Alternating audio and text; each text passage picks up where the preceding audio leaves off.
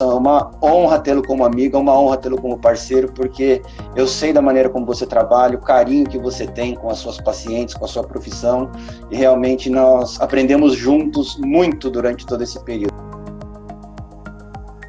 Querido, a palavra é tua. Vamos abrir os trabalhos. O Vamos. que é a tal da inteligência emocional? Você sabe que isso é uma pergunta muito interessante, porque normalmente quando a gente faz uma pergunta direta, o que é algo, precisa de uma resposta técnica. E trazendo um pouco dessa resposta técnica, mas trazendo um conceito de como isso se aplica na nossa vida, eu trago o conceito de Daniel Goleman, que é conhecido como o pai, porque ele é o principal divulgador, né? Não foi o criador, mas é o principal divulgador da inteligência emocional, que ele diz o seguinte: a inteligência emocional é a capacidade que nós temos de reconhecer as nossas emoções, lidar com essas emoções, reconhecer as emoções das outras pessoas e, o mais importante, nós temos os gestores das emoções dos nossos relacionamentos. Essa frase final é maravilhosa, porque, que nem quando a menina brincou um pouco antes aqui, quando você precisa, quando alguém te xinga, você precisa ter essa inteligência emocional. Cuidar da inteligência emocional para você ficar bem é algo tão importante para você que você passa a ser o gestor dessa emoção. Porque se eu te xingar, eu desabafei, eu tô tranquilão. Você ficou nervoso com isso, quem vai sofrer com a situação é você. Ou seja, muitas vezes a pessoa que xinga desabafou, foi embora e você tá lá remoendo, pensando, brigando, imaginando tudo aquilo que você poderia ter falado no decorrer da conversa e não falou. É mais ou menos aquela consciência do chuveiro, sabe?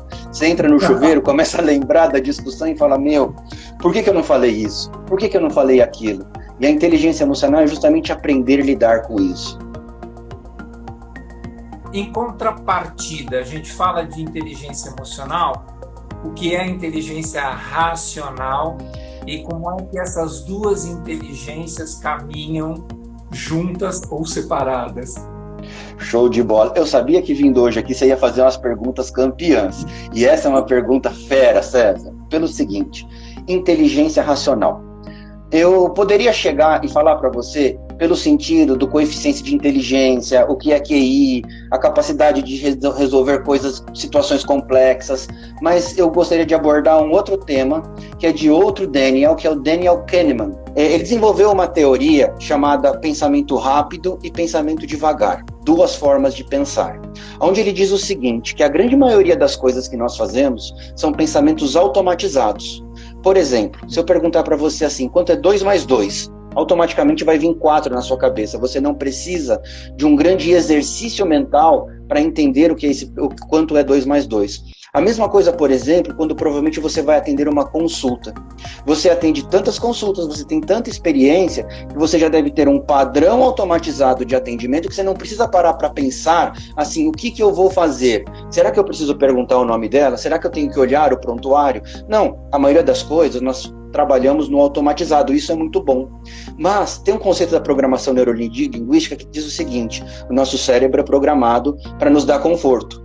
E o sistema 2, que é o pensamento lento, que é aquele pensamento que você precisa raciocinar, você precisa, que é o pensamento racional, você precisa queimar tutano. Por exemplo, se eu chegar e falar para você assim, cara, quanto que é 2.350 vezes 1.425?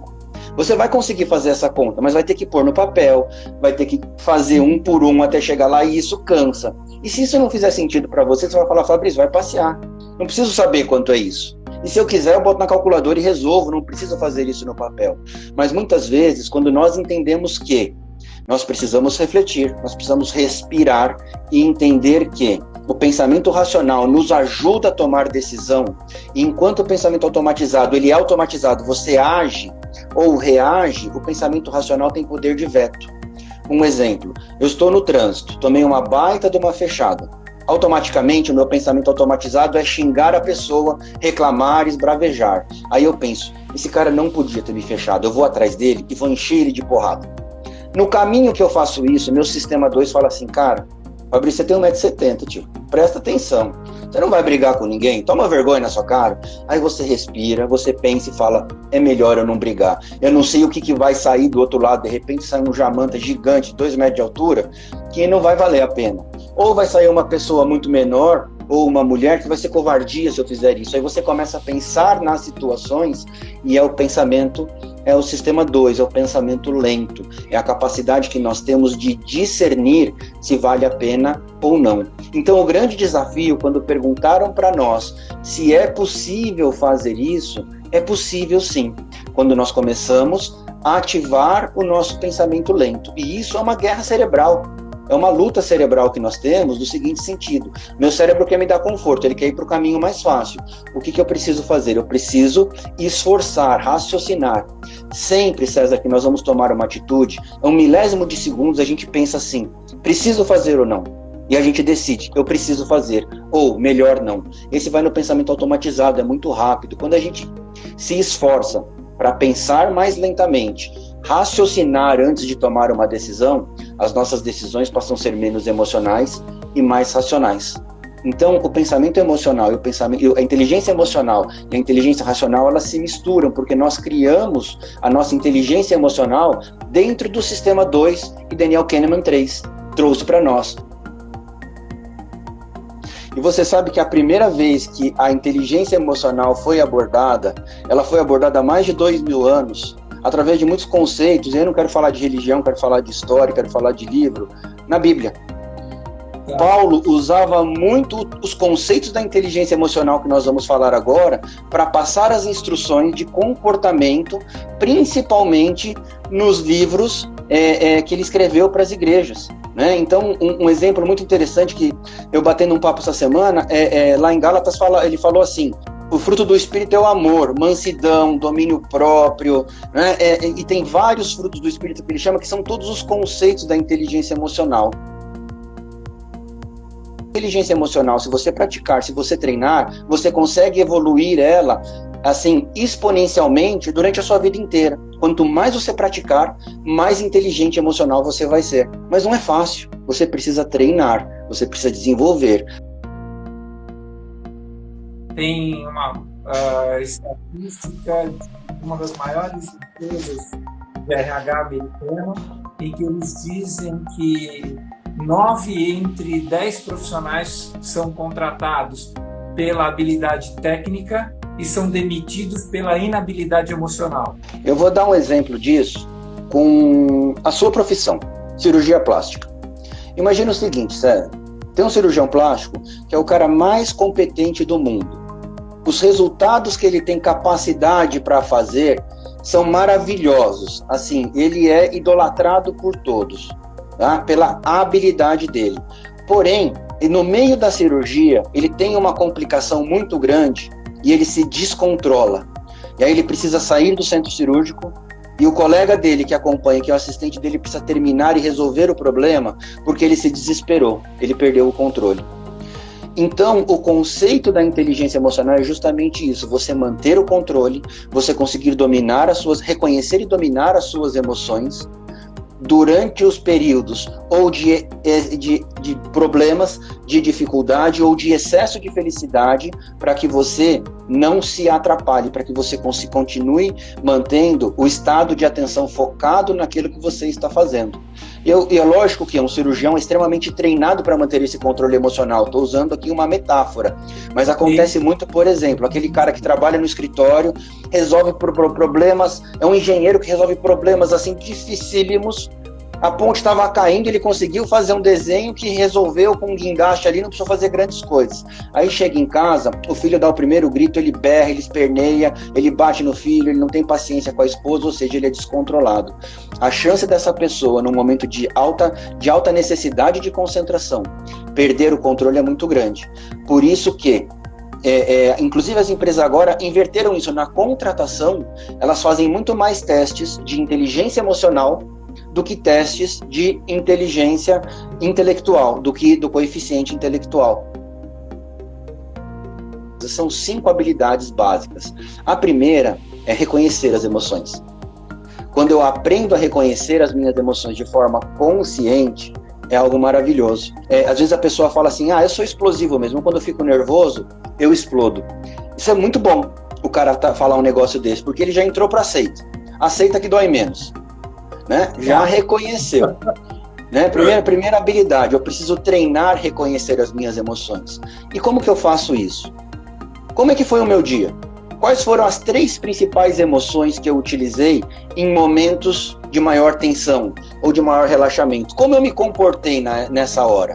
E por que o relaxamento é importante? O relaxamento é importante também. Porque muitas vezes eu faço piada fora de hora, eu brinco quando não devia, eu dou risada quando eu devia estar triste, né? Ou pelo menos me manter quieto. Então, quando eu volto, eu tenho a metáfora de voltar no tempo e entender como é que eu reagi, como é que eu senti, qual foi as emoções que eu tive.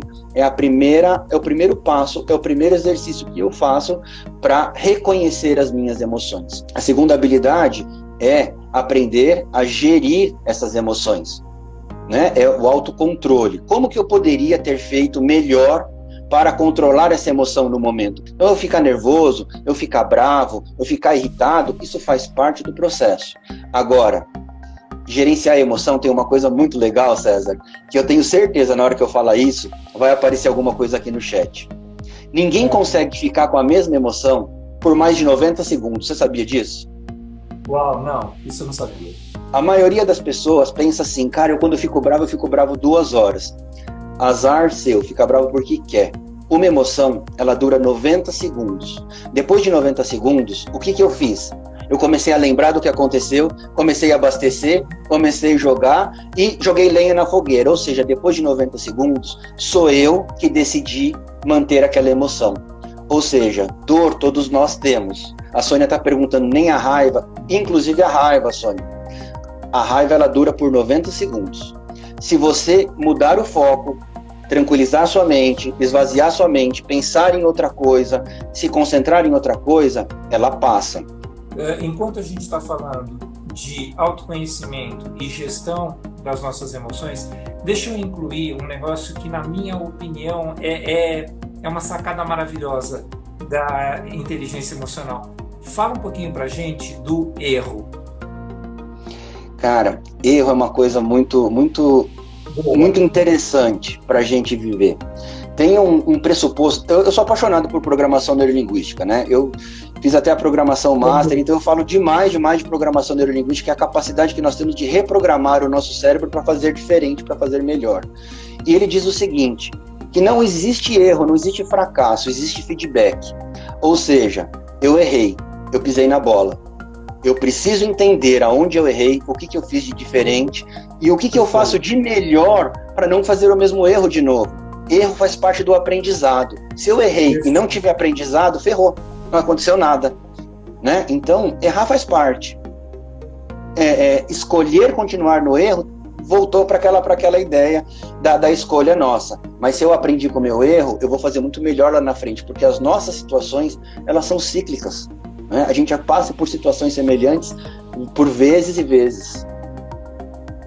Desculpa, continua falando das habilidades da inteligência emocional. Eu só quis fazer esse parênteses porque, assim, de tudo que eu tenho aprendido, de tudo que você me ensinou, essa questão do erro, para mim, foi o que mais me chocou, porque eu tinha a ideia mais cristalizada, né? Eu não posso errar.